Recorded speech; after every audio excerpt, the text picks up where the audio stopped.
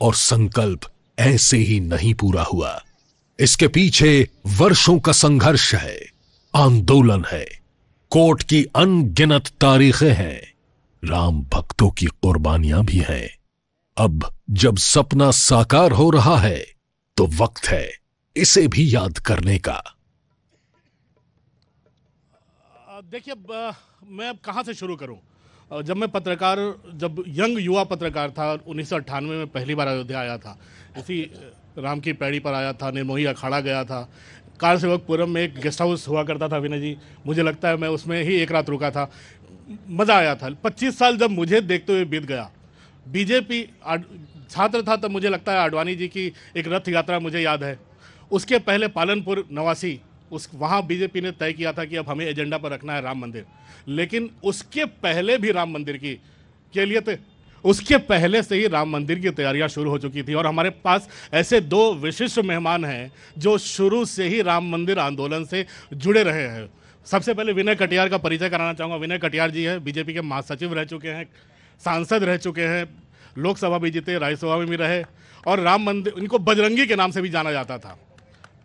और मैं इनसे पूछूंगा अभी बजरंगी क्यों कहते थे, लेकिन 84 में जब पहली बार संघ ने तय किया कि अब राम मंदिर को एजेंडा पर लेना है, तो विनय कटियार उन दो लोगों, मुख्य लोगों में थे जिनको अयोध्या भेजा गया था। तब से मुझे लगता है इनका लगातार ये घर ही बन के रह गया।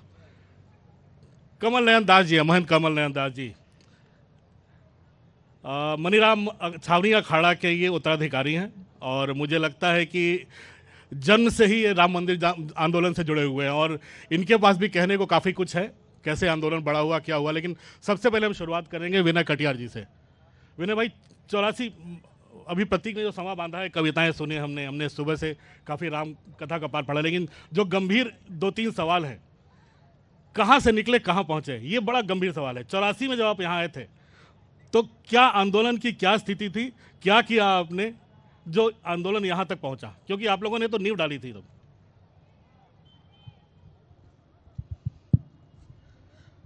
नहीं, 84 में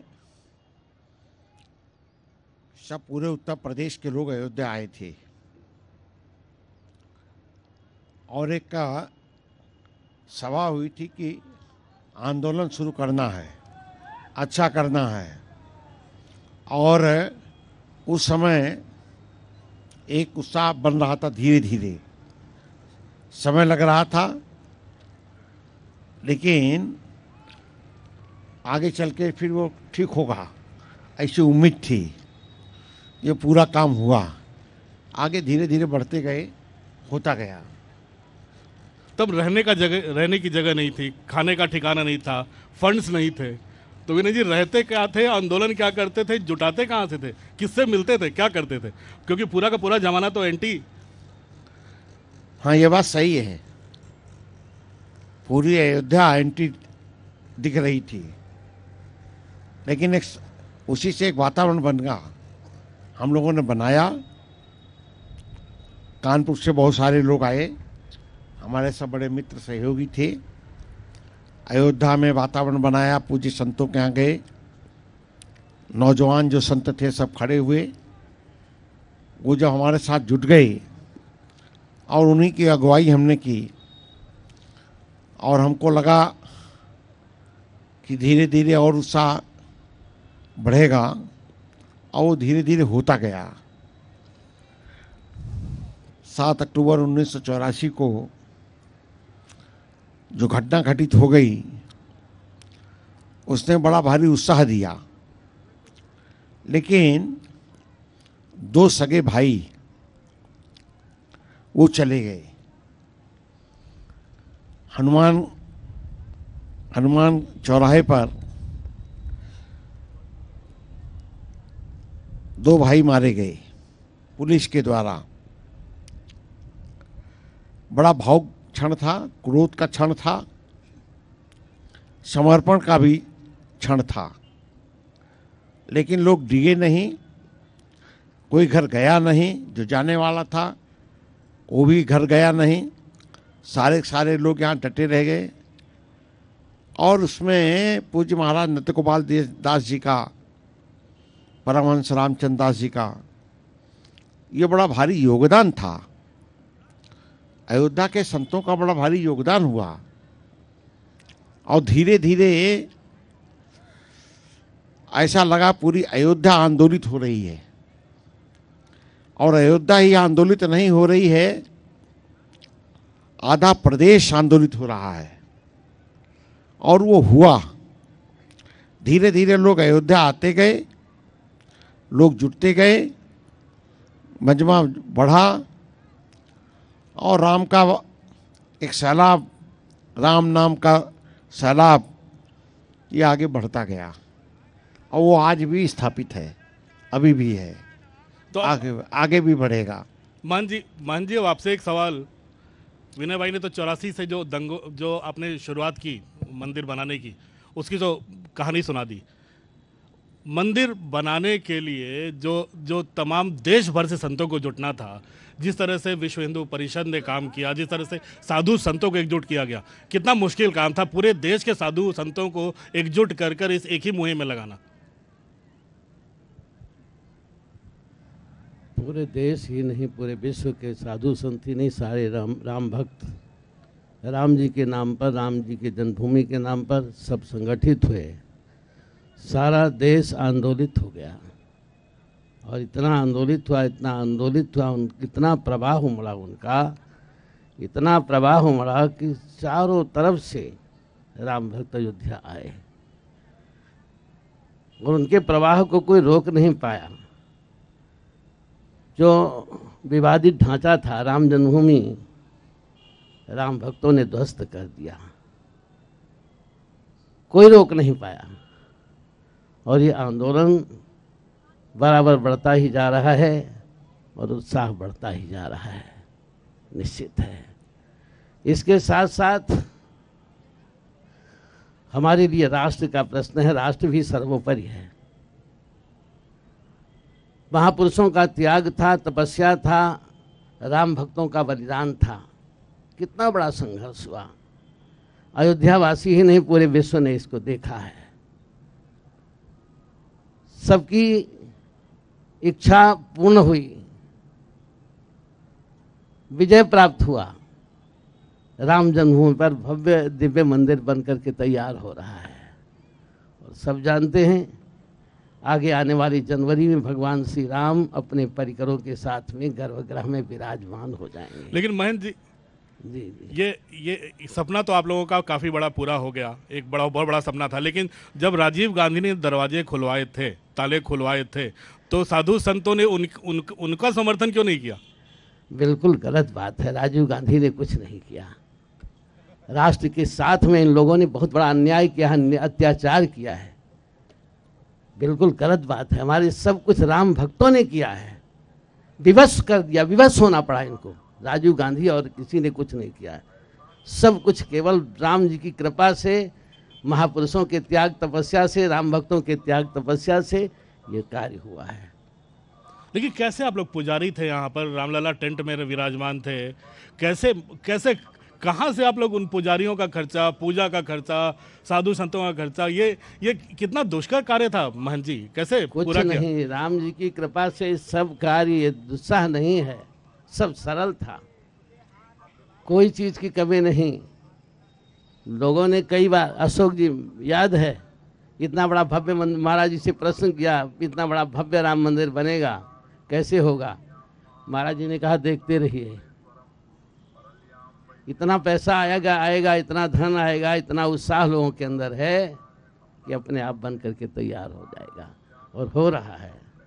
लेकिन जी विनय जी, एक कोशिश हुई थी अटल जी के समय भी शिलादान के द्वारा कि राम मंदिर के चीज़ों को फिर से एक बार रिवाइव किया जाए, राम मंदिर बनाने की प्रक्रिया शुरू की जाए।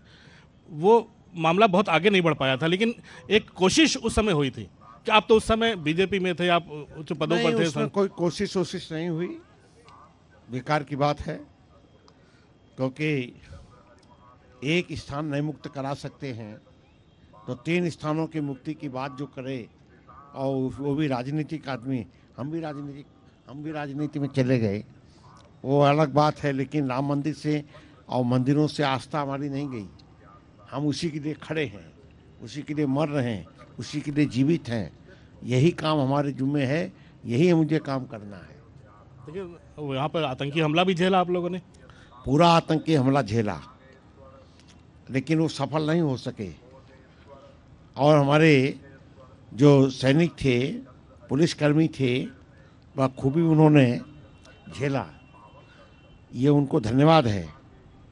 और न्यूज इंडिया में समाचार भी जाना चाहिए यही कि उस समय भी जो आतंकी हमला हुआ, वो आतंकी हमला पुलिस के जवानों ने झेला और उसमें आतंकी मारे भी गए, उनको धन्यवाद है।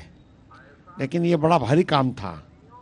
लेकिन उससे कोई डिगा नहीं, हमारे लोग गए, शहीद हो गए, लेकिन कोई पीछे नहीं हटा। जिनके परिवारों के लोग शहीद हुए, उनके परिवारों की माताएं बहनें आगे आ गईं। उन्होंने कहा अब हम आगे रहेंगे, और किया उन्होंने। कहा जो हो काम बताओ, हम पीछे नहीं हटने वाले। ऐसा काम उन लोगों ने किया। और मैं समझता हूँ कि आज भी यही त्याग, बलिदान, तपस्या, संतों की तपस्या, उसके बल पर ये आज राम मंदिर बनने का सपना प्रारंभ हो गया है और जल्दी बन जाएगा।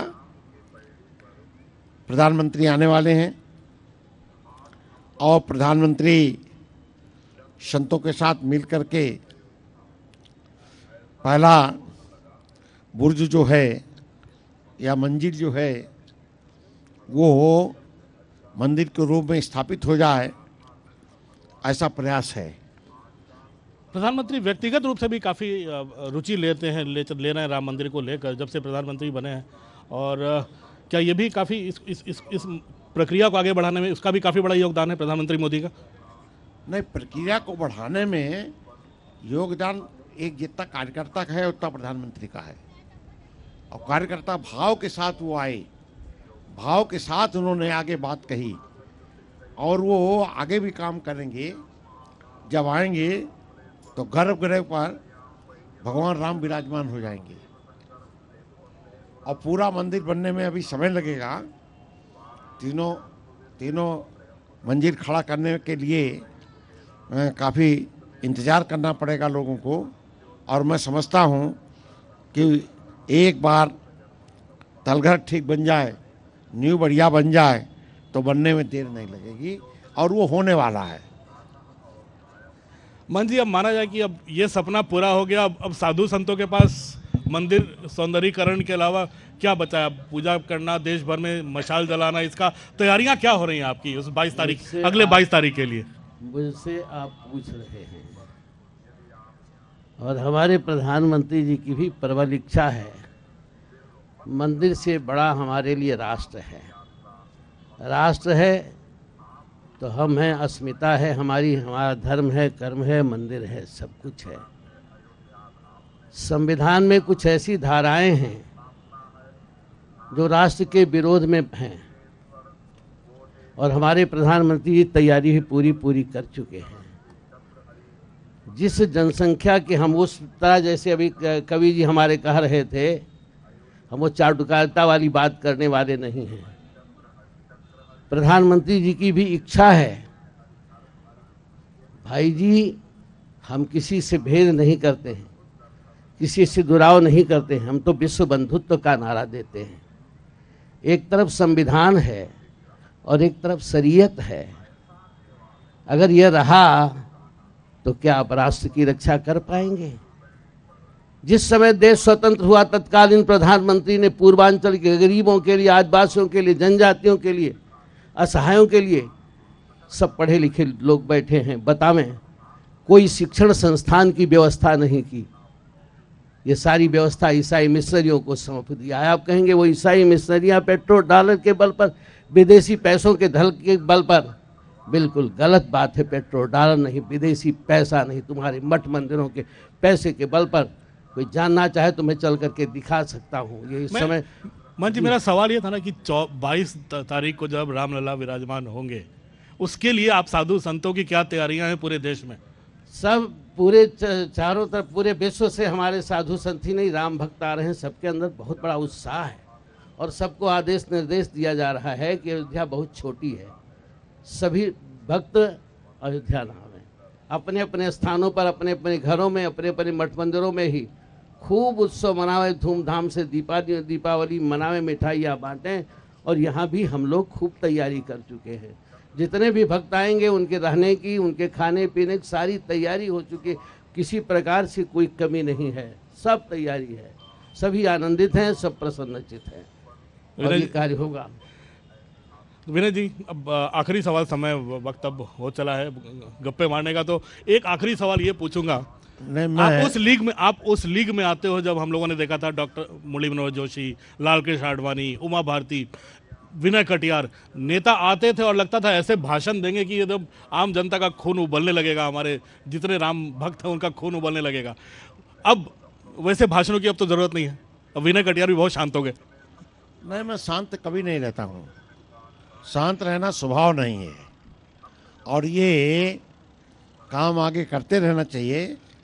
महाराज नंद गोपाल दास जी ने इसको लिए हमको आशीर्वाद दिया है। पूज्य परमहंस जी तो अब हमारे बीच में है नहीं, स्वर्गवासी हो गए हैं, वो हमेशा आशीर्वाद दिया करते थे। अयोध्या में ऐसे कई स्थान हैं जो पूरा साधु संत साथ रहता था, हमेशा रहता था, पूजा करने के बाद वो हमेशा साथ में रहते थे। तो ऐसी स्थिति में मैं समझता हूँ कि अयोध्या पुरी के जितने संत हैं वो हर स्थिति में हमारे साथ हैं, वो खड़े हैं हमारे साथ और वो काम ठीक होगा।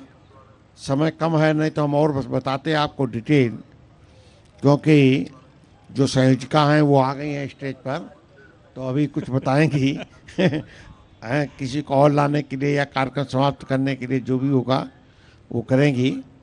लेकिन डरने की ज़रूरत नहीं है, बड़ा भव्य मंदिर बन रहा है राम जन्मभूमि का, समय लगेगा, पत्थर का बन रहा है, पत्थर का मंदिर बनेगा और उसमें भगवान राम, पूरा परिवार, दरबार, राम दरबार, ये सब बैठाया जाएगा।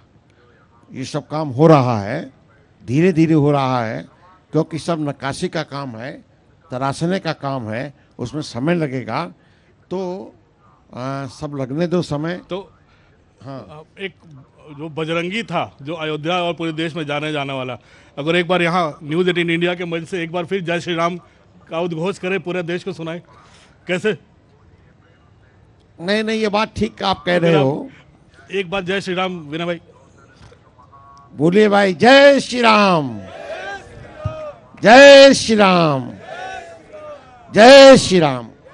चलो, यही सुनने के लिए हम लोग बैठे हुए थे विनय भाई। बहुत बहुत धन्यवाद महंत जी यहाँ आने के लिए, और शायद आप पहली बार ऐसे मंच पर आए हैं, उसके लिए भी बहुत बहुत धन्यवाद। और हमारे संपादक जी आके आप और धन्यवाद देंगे आपको अभी। और अब हम मंच पर आमंत्रित करना चाहेंगे editor News 18 India and Hindi digital Jyoti Kamal ji को, वो मंच पर आएं और हमारे मेहमानों को धन्यवाद दें।